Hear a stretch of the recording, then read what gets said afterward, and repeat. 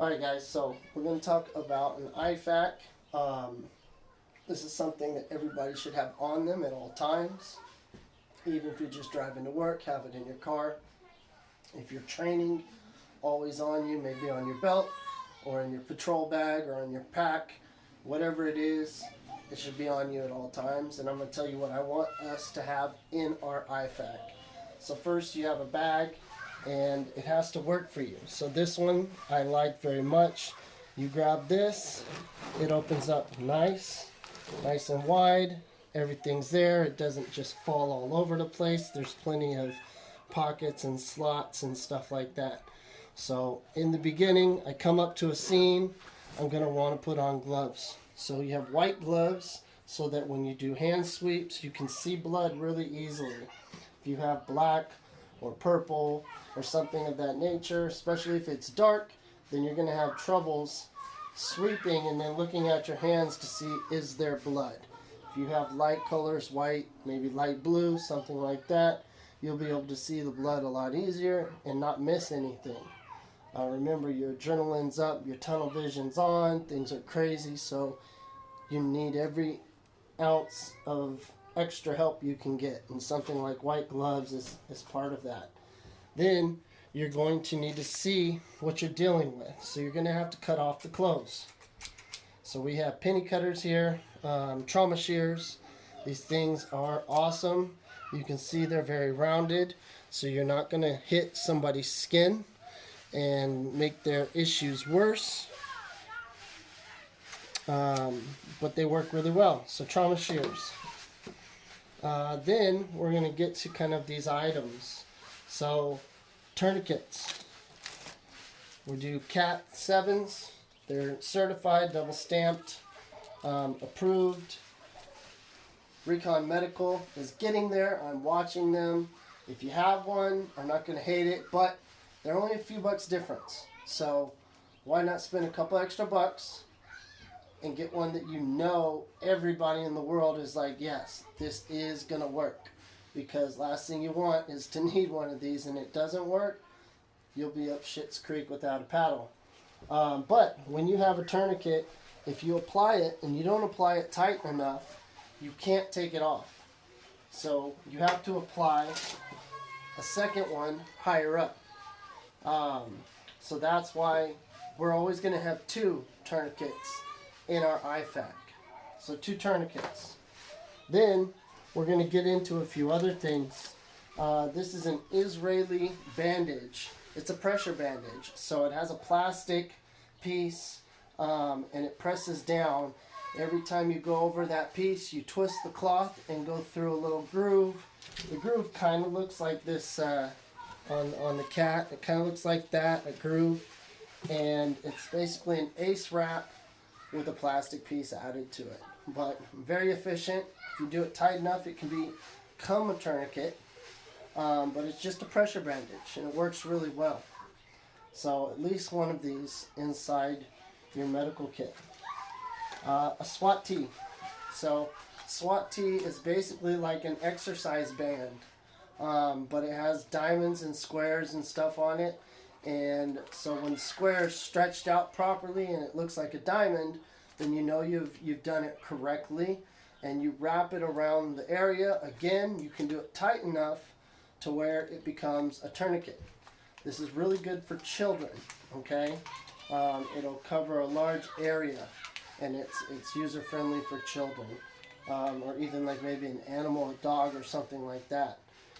We can get more into that later, but I require one of these inside our kit. Then we're going to go to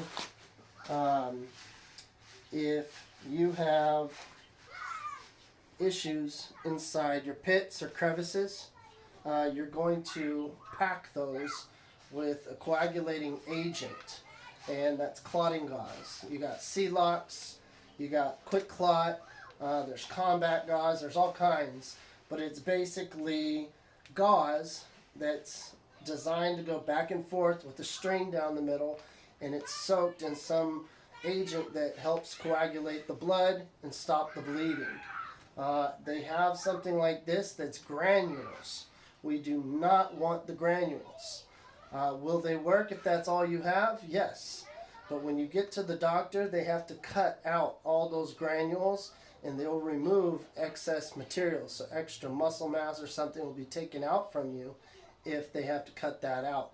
When you have the quick clotting gauze, they can pull it out and it won't be an issue. So clotting gauze, depending on how much, one for the front, and if it's an exit, one for the back. You usually pack crevices here.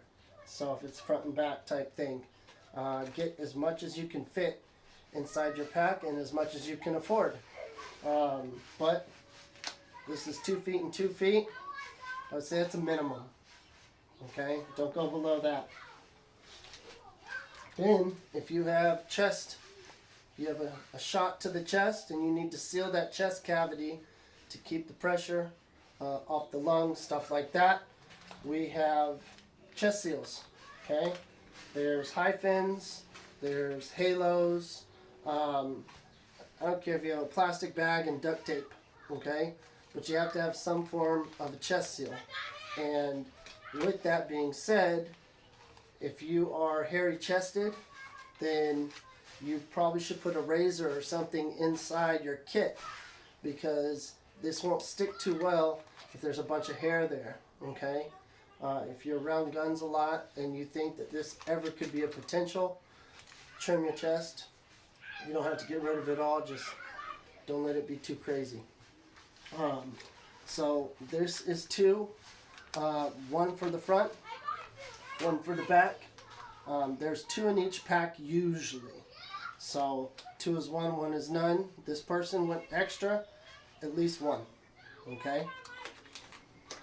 Also inside your kit, you're going to need a light. You need to see what you're doing. These stream lights are really good.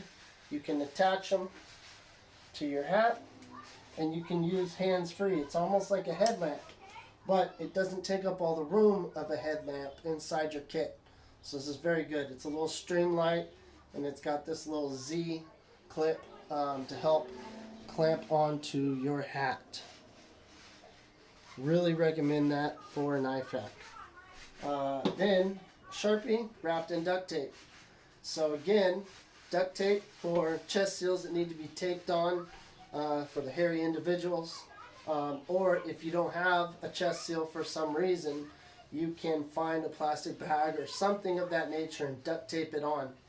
Sharpie will help you because you need to write on your tourniquets what time they went on, and then you usually put a big fat T on the forehead of the person with the tourniquet. So if paramedics arrive, they can see a big fat T on the forehead and say, okay, there's a tourniquet on this person. I need to address that immediately. Make sure it's correct. He's not spurting out more blood. I don't need to put a second tourniquet on or anything like that. They can assess it properly. Glow stick, I like it. It's very useful if you are in the dark or something of that nature and someone's coming to help you. You called the paramedics, they're on their way. You can snap this and spin it in a circle, and that will let them know easily from a distance where you are. And if you tell the operator on the line, hey, we will let you know where we are, because there will be a spinning yellow glow stick alerting you of our presence, and then it's easy to just get going, or even to crack and use as a light. If for some reason you drop your stream light or something like that, you can use this as a light if you need to. I wouldn't go with different colors than yellow. Yellow is pretty much all you're going to need. This might be like a green yellow. Benadryl. So I know people start getting crazy and they start panicking, and you want to keep everybody calm. The easiest way to make things just better all around is for everybody to be calm. You want to talk calmly to your injured person, and you want them to relax. We're sometimes near snakes, rattlesnakes. Now if you get bit, it won't kill you, but it could. But usually it won't. And you just need to stay calm till you get to antivenom. So take 1 or 2 of these and it slows your heart rate down, just keeps you calm. So I recommend it. Also, if there's an allergic reaction or something like that, scorpion sting, anything like that, always Benadryl helps. So I keep Benadryl. Inside we have our ice cards. So this will tell them, you know, do you need an EpiPen? Do you have asthma? Do you have any special needs? What's your blood type? Who should I call for help? Keep this in your iFAK. Keep one in your wallet. Keep one of these everywhere. But definitely we keep one in our iFAK. So if we're out there, we're treating you, and something happens, we know who to call. This is in here as well. This is just a cheat sheet for what blood types go together. This is more for shit hits the fan. We're not going to be doing any blood transfusions in the field, but it's definitely cool and good to know.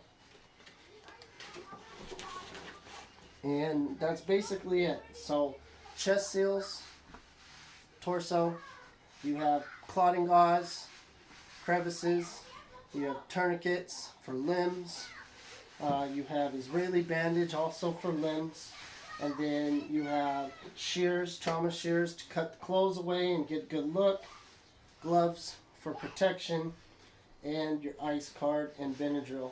So this is what I recommend for us to use. It doesn't need to be more, can't be less. If you guys have any questions, just contact me.